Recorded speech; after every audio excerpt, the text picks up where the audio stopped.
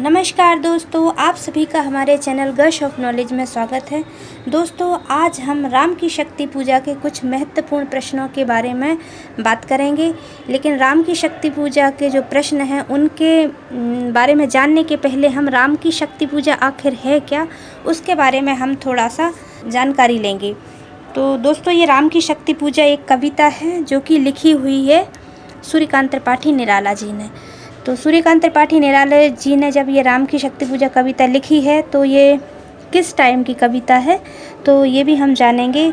देखिए, राम और रावण का युद्ध हो रहा था। राम और रावण का युद्ध क्यों हो रहा था ये आप सभी जानते हैं कि रावण ने हमारी जानकी मैया का हरण कर लिया था। तो जानकी मैया को रावण से छुड़ाने के लिए राम जी ने पहले उनसे कई बार बहुत अच्छे से विनय किया था, अनुनय विनय किया, लेकिन रावण ने ये उनकी बात नहीं मानी। रावण अपनी जिद पर अडिग था। रावण ने किसी भी तरह की कोई भी बात नहीं मानते हुए राम से युद्ध करने के लिए तैयार हो गए। तो आप सभी जानते हैं कि रावण ने भगवान शिव को अपने बहुत सारे से मतलब है अपने 10 सिर काटकर उनके चरणों में चढ़ाए हुए थे शिव को प्रसन्न करने के लिए। और उन्होंने शक्ति यानी कि माता की पूजा भी की थी, देवी की पूजा की थी, जिससे कि देवी जी बहुत प्रसन्न थी। हालांकि ये जो रावण थे वो ज्ञानी थे, बहुत ज्ञानी थे, लेकिन कहीं ना कहीं अभिमानी थे और दुराचारी थे। जैसे उन्होंने सीता जी का हरण किया जो उनको नहीं करना चाहिए था, और उन्होंने किया। और कई बार लोगों के कहने पर, लोगों से मतलब है राम जी के कहने पर, विनय करने पर भी उन्होंने सीता जी को वापस नहीं किया। तो राम जी को विवश होकर रावण से युद्ध करना पड़ा। यहाँ पर रावण ने देवी जी को प्रसन्न कर लिया था, अपनी पूजा से, अपनी भक्ति से देवी माँ को प्रसन्न कर लिया था, जिसके परिणाम स्वरूप रावण दुराचारी होने के बाद भी राम जी पर विजय पा रहा था। यहाँ पर राम जी बहुत निराश हो गए थे। उन्हें बहुत दुख हो रहा था कि आखिर मैंने इतना संघर्ष करने के बाद भी मैं अपने आचरण पे हमेशा ही खरा उतरा हूँ, इसके बाद भी मुझे इतने दुख झेलने पड़ रहे हैं और मेरी हार हो रही है बार बार। तो राम जी बहुत दुखी थे, बहुत निराश हुए थे उस दिन। उन्होंने सोचा कि जामवंत, सुग्रीव, हनुमान जी, इन्होंने सभी ने राम जी को सलाह दी कि आप भी एक काम कीजिए, देवी जी की प्रार्थना कीजिए, देवी जी को प्रसन्न कीजिए, उनकी पूजा कीजिए। तब राम जी बोलते हैं कि हाँ ठीक है, चलिए हम भी ऐसा करते हैं, देवी जी को प्रसन्न करते हैं। देवी जी को प्रसन्न करने के लिए क्या करना पड़ेगा? तब उन्होंने कहा कि आप इंदिवर चढ़ाइए। इंदिवर से मतलब होता है कमल के सफ़ेद फूल देवी जी को अर्पित कीजिए और उनको प्रसन्न कीजिए। तो राम जी ये कार्य करने के लिए तैयार हो गए। वो बैठ जाते हैं देवी जी को प्रसन्न करने के लिए और उनके लिए इंदिवर लाए जाते हैं। इंदिवर कहाँ से लाए जाते हैं? देवी दह से। ठीक है, तो ये इंदिवर लाए जाते हैं 108। इनकी संख्या कितनी रहती है? 108।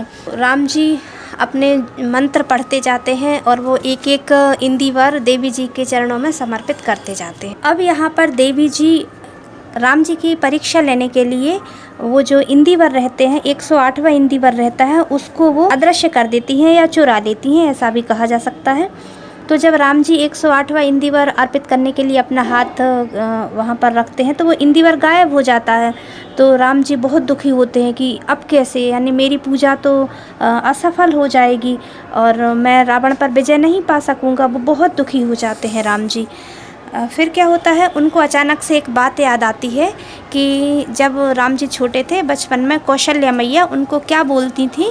राजीव नयन के नाम से बुलाती थी। कमल के पर्यायवाची जब पढ़े होंगे तो कमल का पर्यायवाची राजीव भी होता है। राजीव नयन का मतलब होता है कमल जैसे नेत्र वाला। तो राम जी सोचते हैं कि चलिए ठीक है, इंदिवर गायब हो गया तो क्या हुआ, मेरा आँख भी तो, मेरा नेत्र भी तो कमल है, मेरी माँ मुझे बुलाया करती थी। तो वो क्या करते हैं, अपना नेत्र ही देवी मैया को चढ़ाने के लिए वो सोचते हैं। तो जैसे ही वो खंजर उठाते हैं या तलवार उठाते हैं अपना नेत्र निकालने के लिए, दाहिना नेत्र, कौन सा नेत्र निकालते हैं? वो दाहिना नेत्र निकालने के लिए बाएं हाथ से अपना दाहिना नेत्र निकालने के लिए वो खंजर उठाते हैं। तो जैसे ही वो अपनी आँख में देने वाले होते हैं, वो खंजर को लगाने वाले होते हैं, इतने में देवी जी उनका हाथ पकड़ लेती हैं। ठीक है ना? राम जी का हाथ पकड़ लेती हैं और वो कहती हैं कि मैं तुम्हारी इस पूजा से बहुत प्रसन्न हुई, ठीक है ना, अब तुम वर मांगो, यानी कि अपना वरदान मांगो, अपनी इच्छा बोलो कि आपकी क्या इच्छा है। फिर राम जी अपनी इच्छा प्रकट करते हैं। तो इस तरीके से देवी मैया कहती हैं कि हाँ जय हो जय हो जय हो, इस तरीके से वो बोल के और राम के बदन में लीन हो जाती हैं, ठीक है ना। तो ये हमारी बहुत ही संक्षिप्त कविता हमने आपको बताई है।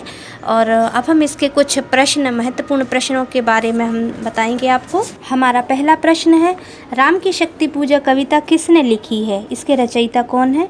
तो राम की शक्ति पूजा कविता के रचयिता हैं सूर्यकांत त्रिपाठी निराला। अगला प्रश्न है हमारा, राम की शक्ति पूजा कविता का प्रकाशन वर्ष क्या है? तो इसका प्रकाशन वर्ष है 1936, 1936। अगला प्रश्न है हमारा, राम की शक्ति पूजा कविता मूलतः किस संकलन में संकलित हुई है? तो इसका उत्तर रहेगा अनामिका द्वितीय में। अगला प्रश्न है हमारा, राम की शक्ति पूजा की प्रथम पंक्ति क्या है? तो राम की शक्ति पूजा की प्रथम पंक्ति है, रवि हुआ अस्त ज्योति के पत्र पर लिखा अमर। अगला प्रश्न है हमारा, ज्योति के पत्र पर लिखा अमर कविता का भावार्थ क्या है? इसका उत्तर है, सूर्य अर्थात समय इस ऐतिहासिक युद्ध का साक्षी बना। राम और रावण के बीच में जो युद्ध हुआ है उसका ऐतिहासिक साक्षी कौन है? सूर्य। अगला प्रश्न है हमारा, राम की शक्ति पूजा कविता की कुल पंक्तियाँ कितनी हैं? तो इसकी कुल पंक्तियाँ हैं 312। अगला प्रश्न है, राम की शक्ति पूजा किस श्रेणी की कविता है? उत्तर है लंबी कविता। अगला प्रश्न है, राम की शक्ति पूजा की अंतिम पंक्ति क्या है? इसका उत्तर है, कह महाशक्ति राम के वदन में हुई लीन। अगला प्रश्न है, राम की शक्ति पूजा कविता का प्रारंभ किससे होता है? इसका उत्तर है, राम रावण प्रखर युद्ध के वर्णन से। अगला प्रश्न है, राम की शक्ति पूजा के लिए इंदिवर कहाँ से मंगवाए गए? तो इसका उत्तर है देवीदह से। अगला प्रश्न है, श्री राम ने सामने स्थिर भूदर में किसकी कल्पना की? तो इसका उत्तर रहेगा पार्वती की। अगला प्रश्न है, श्री राम के कर एवं पद प्रक्षालन के लिए जल कौन लेकर आया था? तो इसका उत्तर रहेगा हनुमान। अगला प्रश्न है, राम की शक्ति पूजा की कथा कितने सोपान में है? तो इसका उत्तर है 5। अगला प्रश्न है, साधना के अंत में राम अपने नेत्रों को अर्पित करने को उद्धत होते हैं। तो बाएं हाथ से दाहिने नेत्र को, वो बाएं हाथ से दाहिने नेत्र को निकालने के लिए उद्धत होते हैं। अगला प्रश्न है, राघव लाघव का अर्थ क्या है? तो इसका उत्तर है राम कुशलता से। अगला प्रश्न है, आएंगे रक्षा हेतु जहाँ भी होगा भय किसका कथन है? तो इसका उत्तर है जामवंत का। अगला प्रश्न है, राम को शक्ति की आराधना का सुझाव किसने दिया था? तो इसका उत्तर भी जामवंत है। अगला प्रश्न है, राम की शक्ति पूजा के प्रथम 2 पहर कैसे बीते? तो इसका उत्तर है राघव लाघव रावण वारण। अगला प्रश्न है, राम की शक्ति पूजा में नवनीत चरण किसके लिए आया है? तो इसका उत्तर रहेगा राम के लिए। अगला प्रश्न है, रघुकुल मणि कैसी शिला पर बैठे हैं? उत्तर रहेगा श्वेत। अगला प्रश्न है, राम अपने आराधन के किस दिन आज्ञा चक्र में प्रवेश करके महाशक्ति में समा गए? तो इसका उत्तर है षष्ठम दिवस यानी छठे दिन। अगला प्रश्न है, प्रस्तुत कविता में लीला सहचर किसके लिए प्रयुक्त हुआ है? तो इसका उत्तर है हनुमान। अगला प्रश्न है, श्री राम के अश्रु बूंदों का कारण हनुमान जी किसे मानते हैं? उत्तर है शक्ति को। अगला प्रश्न है, इस कविता में राम रावण युद्ध के दौरान केवल कौन प्रबुद्ध था? तो इसका उत्तर है हनुमान। अगला प्रश्न है, राम की शक्ति पूजा कैसा काव्य है? उत्तर पौराणिक काव्य। अगला प्रश्न, प्रथम दिवस वानर वाहिनी कैसे लौट रही थी? तो उत्तर है खिन्न भिन्न मन से, मतलब खिन्न मन से, उदास मन से। अगला प्रश्न है, नमित मुख साध्य कमल किसके लिए कहा है? तो इसका उत्तर है लक्ष्मण के लिए। अगला प्रश्न, प्रस्तुत कविता में दिव्य भाव भर किसके लिए आया है? तो इसका उत्तर है हनुमान। अगला प्रश्न है, राम की शक्ति पूजा किस युग की रचना है? तो इसका उत्तर है आधुनिक युग। अगला प्रश्न है, राम की शक्ति पूजा रचना है, कैसी रचना है? तो प्रबंधात्मक रचना है ये।